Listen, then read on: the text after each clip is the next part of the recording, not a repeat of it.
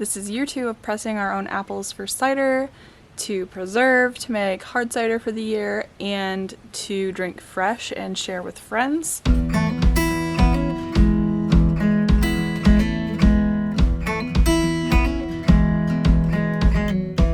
We are just getting set up. This is actually day 2 of pressing our apples, and we're going to show you how we do it, and then throughout this week we'll probably turn the camera on and film some of our actual hard cider process too. Last year we didn't film the hard cider process because we were newbies to it, and now that we kind of have a grasp and did it very successfully, everything turned out really well last year. We're going to film it this year and show you guys how we do it. But first we have to press all the apples to actually make the cider. So we've got clean apples in these buckets. Last year Taylor built this apple cider press, and this year we upgraded our apple crushing process just a little bit. This still needs some tweaks. It's a good first attempt at an apple crusher homemade. It works really well, but we will probably make a few changes to it for next year. The intention was to film making that, but this past month has been so intense that honestly we just forgot to pull the camera out, so we might do a video on the changes we're going to make to that for next year. We've got brew bags drying from yesterday, and in here in the laundry room we've got all of our apples that we got this year, way more than last year. We've got carboys for bigger batches so we can share it with some friends and family as gifts this year. Some kegs because we've gotten really serious about this whole hard cider thing. More apples that have been washed. Lots of buckets. You ready for day 2? I am. It's actually a really nice, cool day today. I think it's only like 56 degrees today, so I've got my sweatpants on, nice and comfy. I'm gonna sit out here and edit videos while Taylor is actually doing the pressing. I'm gonna help whenever he needs it with crushing apples and taking care of the scraps and stuff. Yesterday we actually had friends over for the whole day. We pressed cider, let them take a bunch of cider home, showed them the process, and just hung out, and it was just like a nice fall fun day. Everybody brought some snacks to share, and it was nice to just hang out and spend the day with friends doing fall things.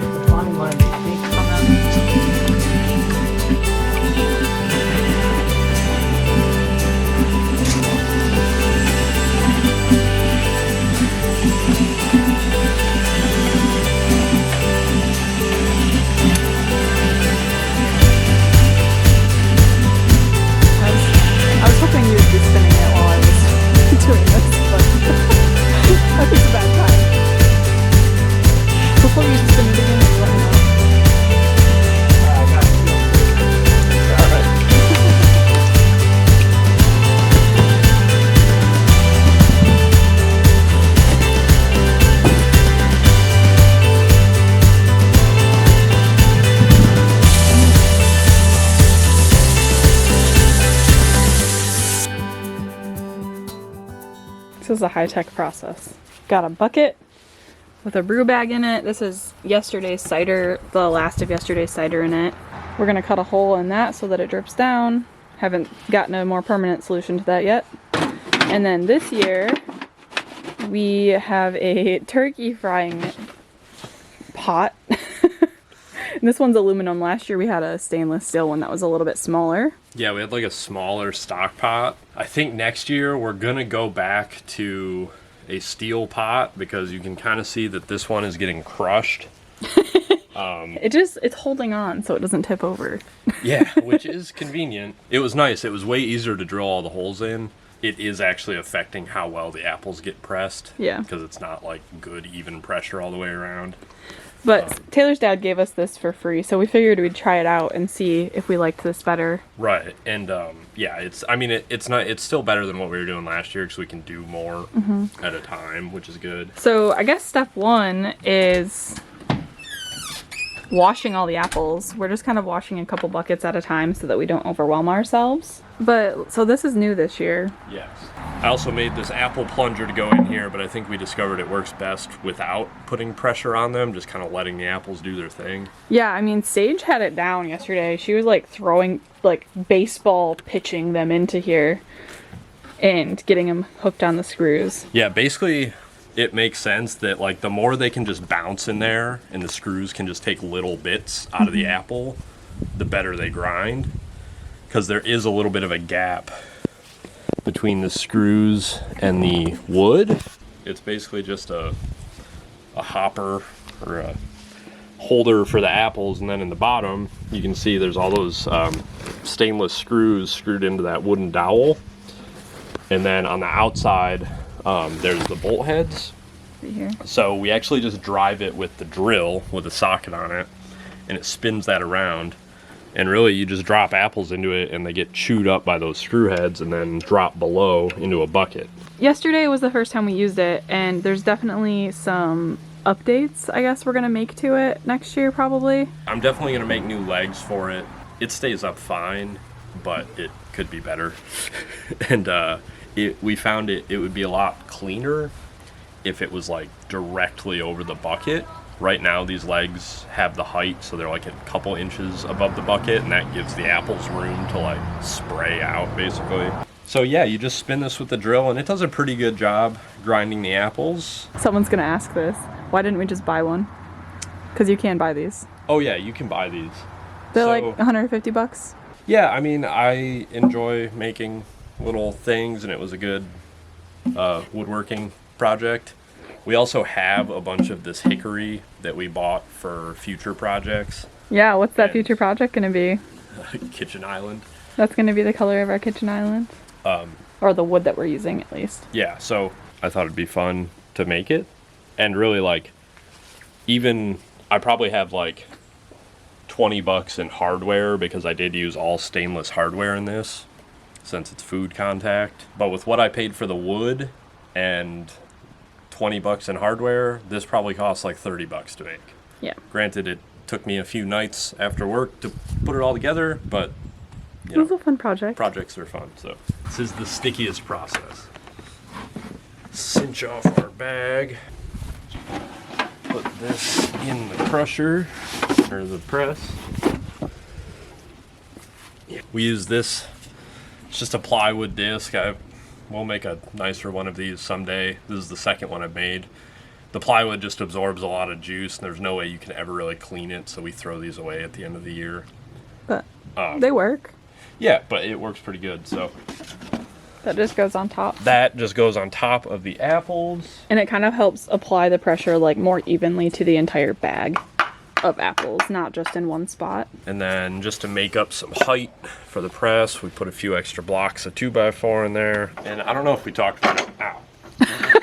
I don't know if we talked about it last year, but this is just like a woodworking vise screw. I have it linked in our Amazon store. Okay. Yeah, you can get like this coarse threaded rod, but it's way more expensive to buy it that way. You can buy this whole like vise screw assembly. Mm-hmm. So is there any changes to the actual press that we're gonna make for next year? I'll probably shorten this handle a little bit. So you don't keep whacking yourself? Yeah, it is, like, the longer it is, it's nice, because when you really get the pressure on it, it's easier to turn. But if I make it, like, the width of the press, I'll hit myself a lot less with it, and it should still give me enough leverage. All right, well. So yeah, I'm just going to poke some holes in it, and we're going to start pressing.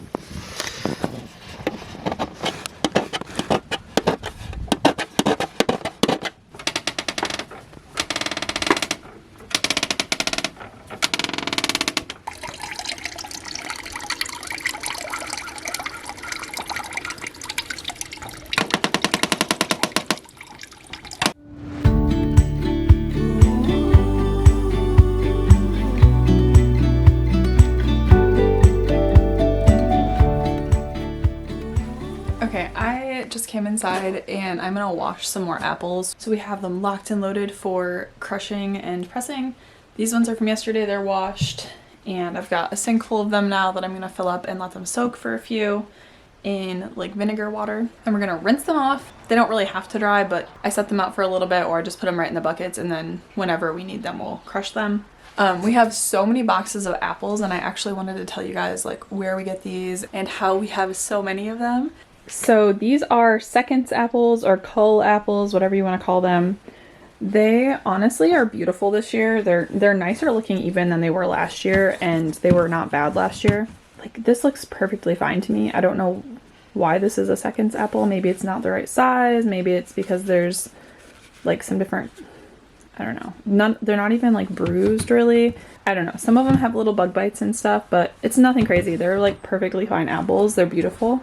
There are some that we found that have like a couple bad spots, and we'll just put those in the compost. That's not a big deal. But last year when we wanted to get into this, I messaged a bunch of apple orchards around our area, and most of them are in Hendersonville. And we found this orchard that's like a small family-run orchard. They don't do all the touristy stuff. They mostly sell at the farmer's market, and they make their own cider.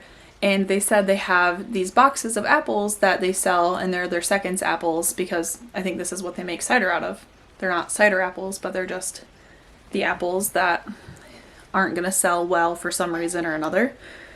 And that place is called Creasman Farms. I will link their website below if I can. If not, I'll link like their Facebook.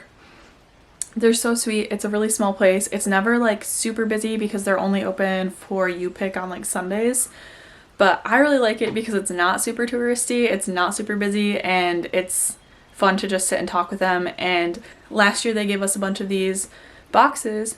They sell these for $10, and normally a bushel of apples is about $40. These are $10 a box, so still cheaper than buying them in the store because you picking them.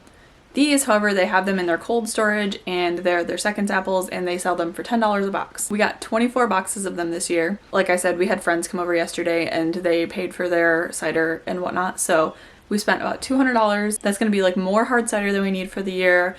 It'll be enough for gifting and plenty for us. It will be plenty of fresh drinking and preserved cider for the year, and I'm going to use a couple of these bushels to preserve more applesauce and apple pie filling and apple butter and apple things. So spending $200 on all of that is such a good deal.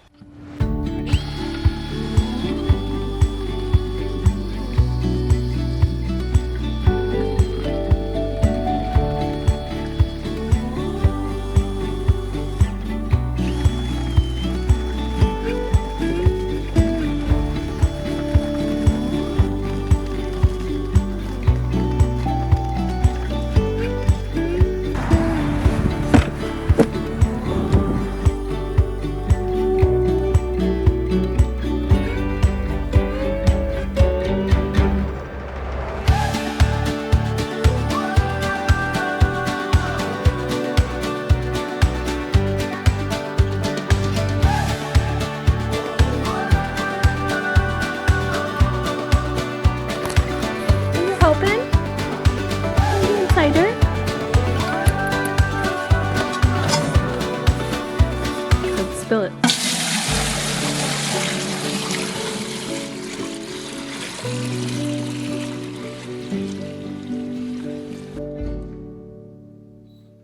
So this is gonna get pasteurized. We're gonna heat it to about 160, 165, and then let it cool off a bit in here. And then we will siphon it into a 5-gallon carboy. Thermometer, we're gonna wait until it heats up, and we're just gonna let it sit for a little bit. And I've got this massive wok shovel that we're gonna use to stir it.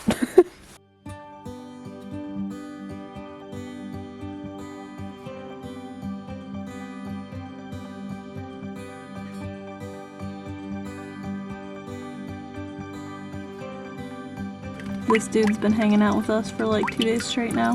He's alive. He's just hanging out on the bag. Yeah, I'm worried he might be like sugar drunk. Drunk on apple cider, and it's not even hard yet. I can drink one too. Maybe. What? You're really struggling with two. You're holding 3.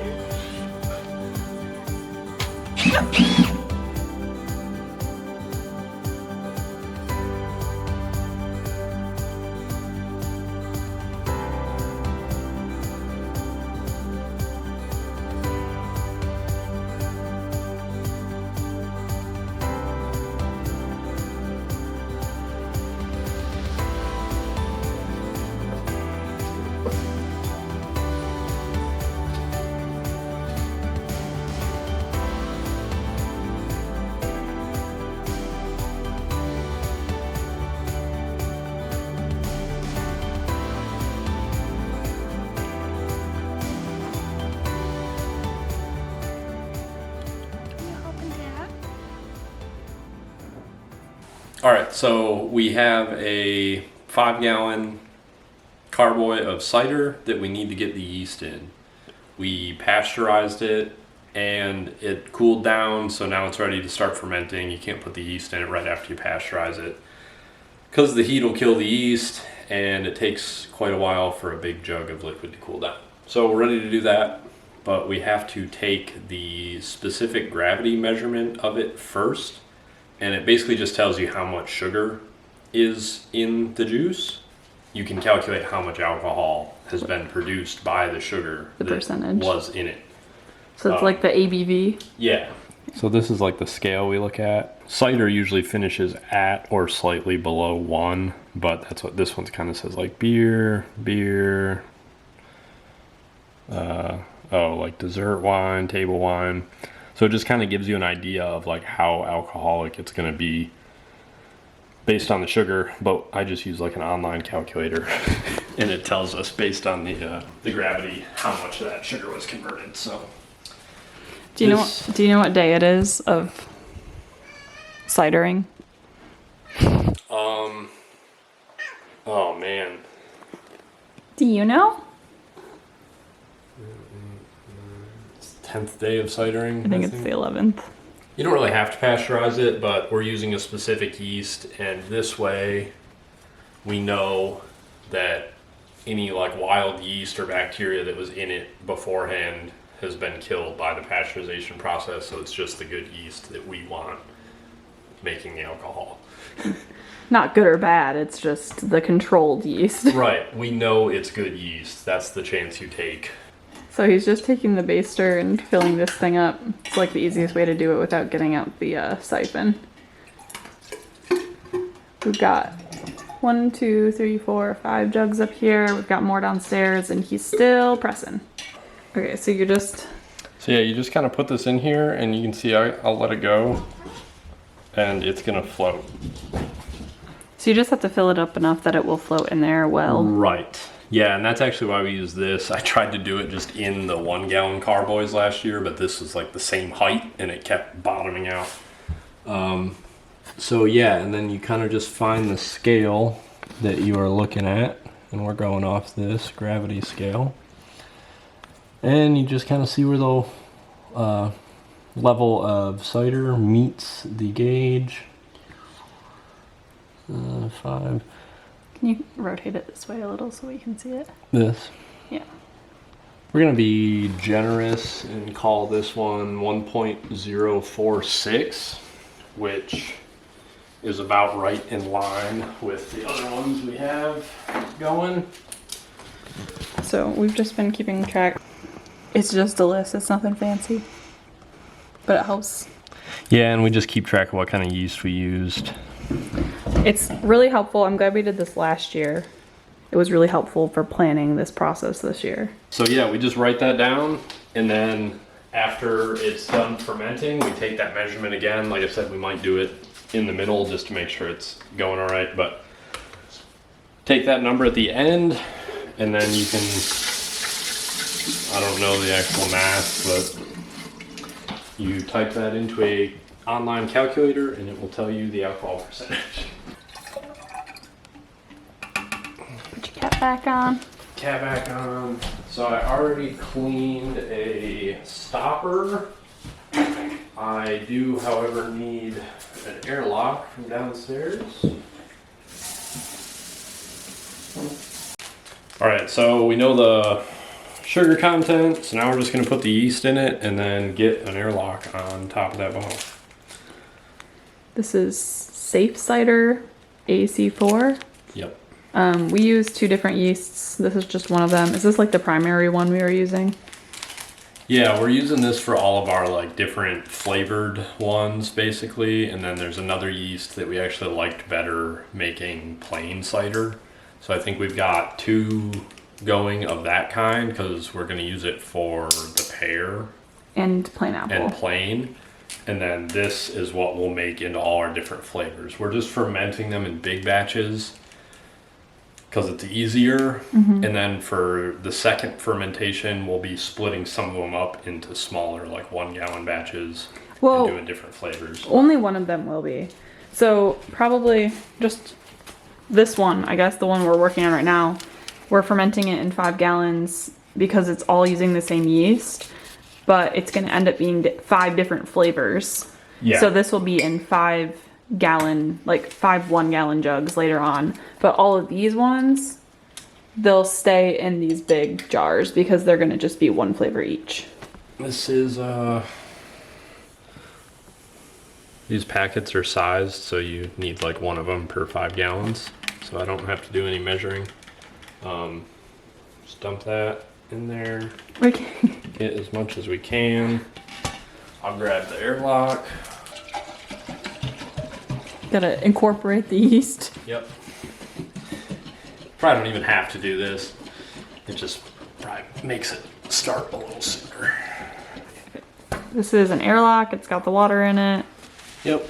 It's sanitized. Yep. So again, I'm just gonna dry off the surface here. Press this in really good. So we're just gonna put a number on this jug, just write it on with Sharpie, and we can clean it off later with the same number that we wrote down in the notebook so we can keep track of it. And yep. Just so we can keep track of like the yeast and the ABV that we wrote, or the gravity. Kind of just let these do their first fermentation, really a couple weeks, but that's what we'll, I'll probably test it again in a week, see where it's at, and then again, probably after 2 weeks, we'll split up anything that needs to be split up and add in other fruits and stuff like that to make our different flavors. Okay guys, I know there's been kind of a lot of talking in this video, just explaining our process, but I wanted to end this one with telling you guys our totals that we yielded. It took us nearly 2 weeks to process. There's a whole bunch of hard cider fermenting down there. I just canned up a bunch of apple cider to use for mulled cider and baking this winter. We have fresh cider in the fridge. We gave a bunch to friends. We've made some apple cider donuts and other baked goods with it. So last year we did a lot less cider, but our yield, like average yield per bushel, which is one of those boxes that you can see back there. It's like a 40 or 45 pound box of apples, was about 2.5 gallons per bushel.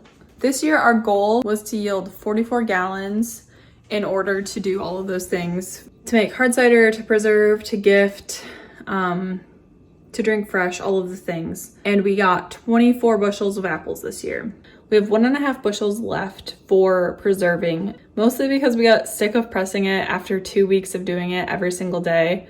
We were ready to move on, and we decided to use the last 1.5 bushels for preserving, canning. I'm gonna make applesauce, apple pie filling, and apple butter out of it. So that left us with 22.5 bushels that we used for actual cider. This year, the apples that we got the most of were like a yellow variety, and we got some green apples that weren't quite ripe yet. So they were green apples, but they were supposed to be red apples. They were just underripe red apples, if that makes sense. We weren't getting as much juice out of the apples is what it comes down to. So next year, the goal is to try and get a better variety and get more red apples if we're able to, even if they're more of the same kind of apple, because the yellow apples just were not. That was a lot of what we got, was just the general yellow apple, and they weren't nearly as juicy as the red apple varieties that we got. Taking all of that into account, we got about 1 2/3 gallons, which is 1.64 if you actually calculate it out, per bushel. So almost a gallon less per bushel than we got last year, which is kind of crazy. But yeah, it's just interesting to look at the numbers, and I'm really happy that we kept track of it last year. I'm happy we're keeping track of it this year so that we can kind of see how that fluctuates, and we're able to refine the process as we get more used to like how all of this works. We will be back with more cider content when we get these going with their second fermentation with all of the flavors, the fruits we're gonna do.